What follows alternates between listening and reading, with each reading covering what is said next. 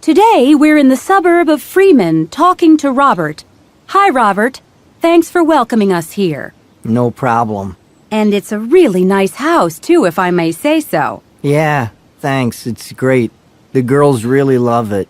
That's right. I understand you and your wife have 3 beautiful daughters, all under the age of 7. That's wonderful. But sadly, you and your wife lost your jobs at the local factory a year ago, I believe. Yes, that's right. A little over a year ago. And then after that, you were hit by another disaster, correct? Why don't you tell us a bit about it? Well, you know that terrible storm we had last year? Luckily, our daughters weren't hurt, but our house was completely destroyed. And?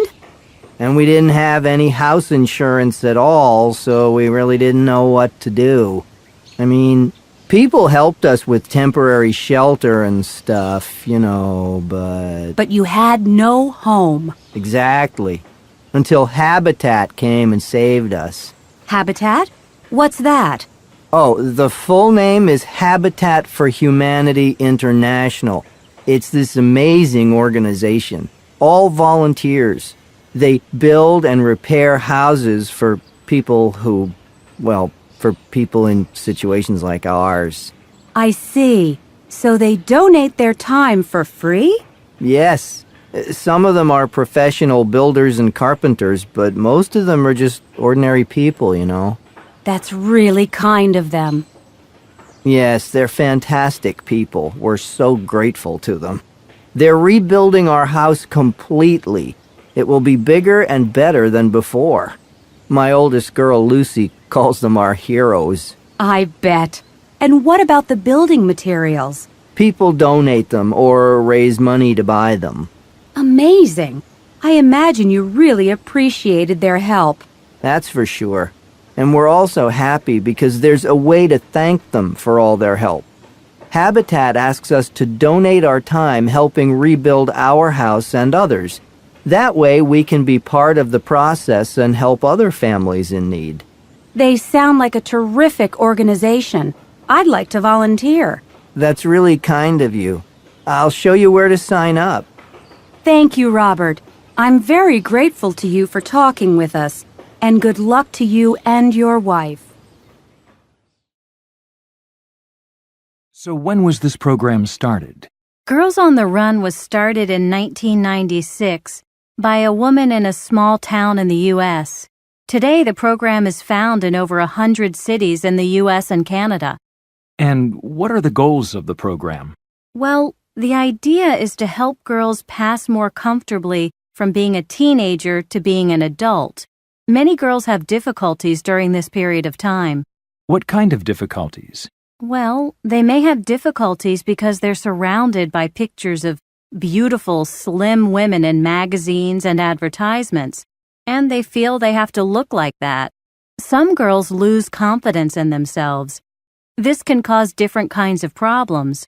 A girl may be unhappy with the way she looks and may not eat properly or have many friends. So how does running help? Well, of course it's a great form of exercise, but our main focus is on the value of positive thinking. We try to tell the girls, be who you are. Don't be afraid to express yourself. You're beautiful the way you are. And we teach them this through running activities of different sorts. And how does it work? I mean, how do you know that it actually helps girls? I know from experience because I was one of the first girls to join the program myself back in 1996. Oh, really? How did that happen? Well, I was really having a difficult time at that age, and I heard about this new program starting up. And, well, here I am today. So you decided to become a trainer yourself? Yeah, I wanted to give something back, I was so grateful to the program for the way it helped me. That's very kind of you. So, can you tell us a little more about the running program? Well, each program goes for 12 weeks and focuses on achieving different goals. Some have to do with running itself, how far you can run, how fast you can run, and so on. There are also all sorts of other group activities to help the girls understand themselves and develop confidence and positive feelings about themselves. I'm sure they really appreciate your efforts. I hope so. Well, I'd like to stay and talk some more, but I've got to run. I'd like to volunteer. That's really kind of you. I'd like to volunteer. That's very nice of you. I'd like to volunteer. I'm very grateful to you. I'd like to volunteer. We really appreciate your help. I'd like to volunteer. Thank you for your help. 1. School for the Blind. Can I help you? Yes, hi.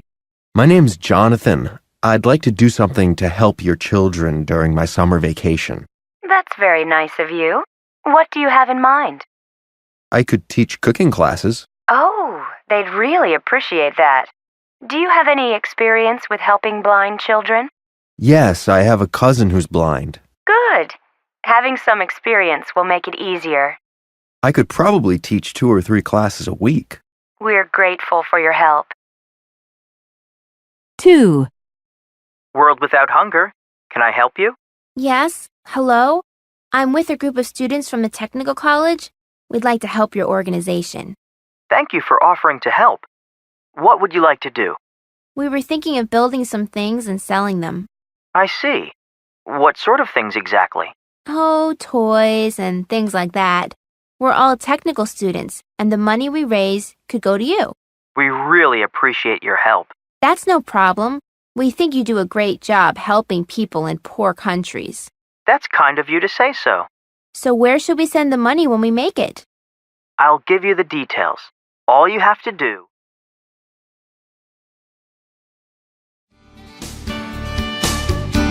Welcome back to the final round of Who Am I? Okay, let's see. Mark is in the lead with 700 points. Emily is close behind with 600, and Kayla has 400. We now have only 3 questions remaining. You're in front, Mark, so you get to choose. I'll take adventurers for 200 points, please. Okay. Who am I? I was born in France in 1910. As a child, I had 2 hobbies that both became important parts of my life. I loved building machines and playing with my home movie camera. Are you Walt Disney? No, sorry, Kayla. You lose 100 points. Okay, listen carefully. As a young man, I joined the Navy and started my lifelong love of the sea. In 1943, a colleague and I invented the aqualung so people could stay underwater for long periods of time. I wrote several books and produced many films, including 2 documentaries that won Academy Awards. Are you Jacques Cousteau? Absolutely! I am French adventurer, filmmaker, and conservationist Jacques Cousteau. Well done, Mark. That's 200 points. So, what now? I'll take adventurers for 100 points this time, please. Okay, everyone, here's your question. Listen up. You still have a chance, Emily and Kayla. I was born in Venice, Italy in 1254. Oh, very fast. Yes, Kayla. Are you Christopher Columbus? No, I'm afraid not. I started traveling as a teenager with my uncle. We were among the first Europeans to visit China. I stayed in China for 20 years, living in the court of the ruler. When I returned to Italy, I wrote a book about my travels and about the things I did and saw while I was in China. But many people refused to believe what I had written. Yes, Mark. Are you Marco Polo? That's correct! I am Italian explorer and adventurer Marco Polo. We're almost out of time. So what will it be now, Mark? This is your last question, remember? I'll take adventurers for 500 points. Okay, for 500 points, who am I? I was born a soldier's daughter. I used to enjoy hiking with my father, and I fell in love with mountain climbing when I joined a mountaineering club in college. Yes, Kayla. Are you Junko Tabei? Oh, no, sorry, Kayla. Oh. In May 2004, I climbed Mount Everest solo. And later that same year, I achieved my dream of climbing the 7 highest mountains in the world when I climbed Mount Vinson, the highest mountain in Antarctica. Yes, Emily. Are you Un-sun Oh? Yes, of course. I am Un-sun Oh, Korea's record-breaking mountain climber. Well done, Emily.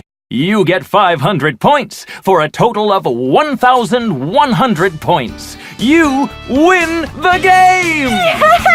Yay!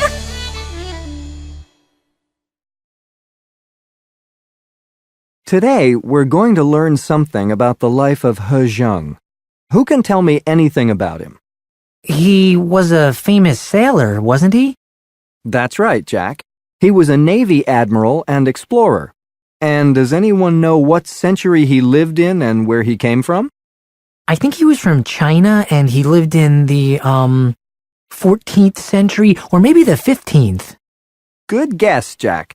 Yes, he came from Yunnan province in the southwestern region of China and lived from 1371 to 1435.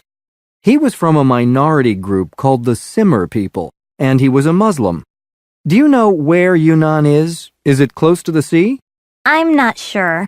I think it's a long way from the sea. That's right, Kelly. It's far from the sea. And yet, He Zheng grew up to be one of the most famous sailors in history. He sailed more than 50,000 kilometers and visited over 30 countries. He was an amazing explorer, wasn't he? Definitely. Why did he travel so much? He was following the orders of the Chinese emperor to explore new lands and to trade. He traveled in huge ships. In fact, they were almost 5 times bigger than ships from Europe at that time, and they carried gold and silver, iron tools, and perfumes. And then he brought back herbs, dyes, gems, pearls, ivory, and exotic animals. We still have paintings of animals like giraffes from China at that time. You mean he went to Africa? Absolutely. He sailed to India and Sri Lanka and Africa. And there's also evidence that he went to South America and North America. Some people believe that he discovered America in 1412, long before... who? Probably Christopher Columbus in 1492? That's right. He must have sailed for a long time. Yes, actually, he sailed for 28 years, and he went to the West 7 times. Wow. Yes, He Zheng was an amazing man. Here, take a look at him on this coin that the Chinese government has produced in his memory. And here's a picture of him, too. Please pass them around the class, Kelly. He looks really tall. Yes, people described him as being well over 2 meters tall. Certain. He was an amazing explorer, wasn't he? Definitely. He was an amazing explorer, wasn't he?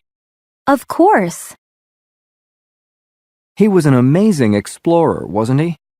Sure. He was an amazing explorer, wasn't he? Absolutely. Uncertain. He was an amazing explorer, wasn't he? Probably. He was an amazing explorer, wasn't he? Maybe. He was an amazing explorer, wasn't he? I'm not sure. He was an amazing explorer, wasn't he? It depends.